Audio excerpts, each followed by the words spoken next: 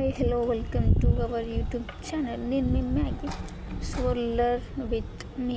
Okay, so ఈరోజు మనం political సైన్స్లో ఉన్న Indian theories of the origin state, అంటే మన ఇండియన్ థియరీ అంటే మన స్టేట్ అనేది ఎట్లా ఒరిజిన్ అయింది అనే దాని గురించి చూద్దాం. అంటే ఏమేమి థియరీస్.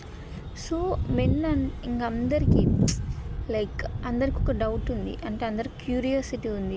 అంటే స్టేట్ ఎట్లా ఒరిజిన్ అయింది, అంటే ఎట్లా ఎగ్జిస్టెన్స్కి వచ్చింది. సో మన ఇండియన్ పొలిటికల్ థాట్ అనేది, అంటే మన ఇండియన్ స్టేట్ అనేది, అంటే మన పీపుల్స్ ఉండే విధానమైనా సరే ఎప్పటి నుంచో ఉంది, సెంచరీస్ ఎగో ఎప్పటి నుంచో ఉంది. సో బట్ అది ఎలా వచ్చిందో ఒరిజిన్, అంటే ఎట్లా స్టేట్ అనేది ఎగ్జిస్టెన్స్లోకి వచ్చింది అనేది అందరికీ డౌట్. సో ఇప్పుడు మనం తెలుసుకున్నాం.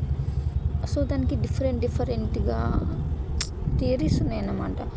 కొంతమంది రామాయణాస్, మహాభారతాస్, ఇతిహాసాస్ ఇట్లాంటి మనం తెలుసుకోవచ్చు. సో అందులో ఫస్ట్ ఏంటంటే ఫోర్స్ థియరీ.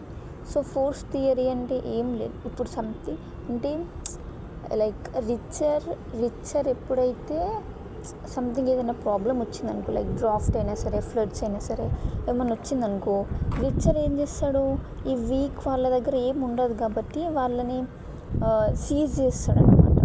సో ఇక్కడ ఫోర్స్ థియరీ అంటే ఫోర్స్ అంటే ఇబ్బందిగా, వాళ్ళని కంట్రోల్ చేయడం కానీ, వాళ్ళని టార్చర్ చేయడం కానీ అట్లా జరుగుతుంది. సో కొంతమంది అట్లా చెప్తారు. ఇంకోటి ఏంటి, థియరీ ఆఫ్ డివైన్ ఒరిజిన్. అంటే డివైన్ ఒరిజిన్ అంటే మనకి నేమ్లో తెలిసిపోతుంది.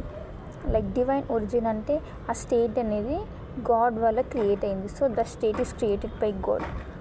స్టేట్ గాడ్తో క్రియేట్ అయ్యి తన డిప్యూటీ ఎవరు, కింగ్ వల్ల రూల్ చేయబడుతుంది అని ఈ డివైన్ థియరీ అనేది మనకి చెప్తుంది అన్నమాట.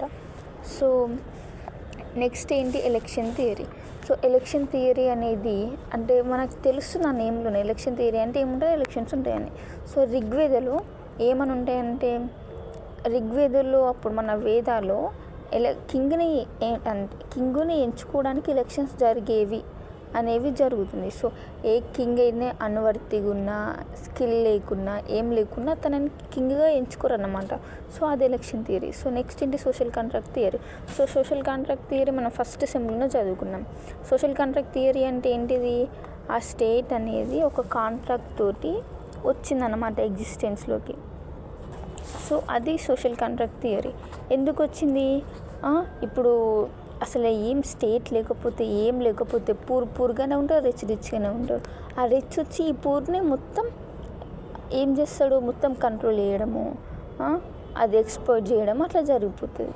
సో మనకు ఒక స్టేట్ ఉంటే పనిష్మెంట్ ఇవ్వడం కానీ, క్రైమ్స్ చేసిన వాళ్ళకి, సో అలా ఇలా ఏదైనా ఒకటి లాఫుల్గా ఏమైనా ఒకటి చేయొచ్చు. So next evolutionary theory. So ఋగ్వేదంలో ఏమని ఉంది, ఒక జాయింట్ ఫ్యామిలీ ఉంటుండే అని ఉంది. సో అప్పట్లో అంతా జాయింట్ ఫ్యామిలీలే ఉంది. సో అలా జాయింట్ ఫ్యామిలీ ఉండి అట్లా ఒక లీడర్గా, అంటే ఇప్పుడు అలా ఉండి మొత్తం ఇక ఒక ఊరులాగా, ఒక విలేజ్ లాగా ఫామ్ అయ్యి, ఆ విలేజ్కి ఒక హెడ్, ఇప్పుడు సర్పంచ్ ఎట్లానో అట్లా ఒక ట్రైబల్ హెడ్ లాగా ఉంటుండే. సో అది ఎవల్యూషనరీ థియరీ అన్నమాట. సో ఆర్గానిక్ థియరీ అంటే ఏం లేదు. సో ఆర్గానిక్ థియరీని కొంచెం మనం ఎట్లా అనుకోవచ్చు అంటే సప్తంగ థియరీస్. ఈ సప్తంగ థియరీ ఎవరు చెప్తారో, కౌటిల్య చెప్తాడు. సో ఇందులో ఏముండదు. ఈ ఆర్గానిక్ థియరీలో మొత్తం 4 ఇంటర్డిపెండెంట్ క్యాస్టెస్ అని ఉంటాయి. సో ఈ స్టేట్ అనేది 7 లిమ్స్గా, అంటే మన బాడీ పార్ట్స్లో స్టేట్ అనేది, మన బాడీ పార్ట్స్ ఎలా అయితే మనకి లిమ్స్ అవన్నీ ఉంటాయో, స్టేట్లో కూడా king, people, fort, allies, treasury, army, కర్సీ పవర్ అనేవి కూడా లిమ్స్. ఈ లిమ్స్ అన్నీ కలుస్తున్నాయి కదా ఒక బాడీ అవుతుంది. సో ఇవన్నీ కలుస్తున్నాయి ఒక స్టేట్ అవుతుంది అని చెప్పేసి ఈ సప్తంగ థియరీ చెప్తుంది. సో ఒకవేళ మన బాడీ అంతా మంచిగా ఉంది, మనకు హెడ్ లేకపోతే అక్కడ ఏముండదుగా.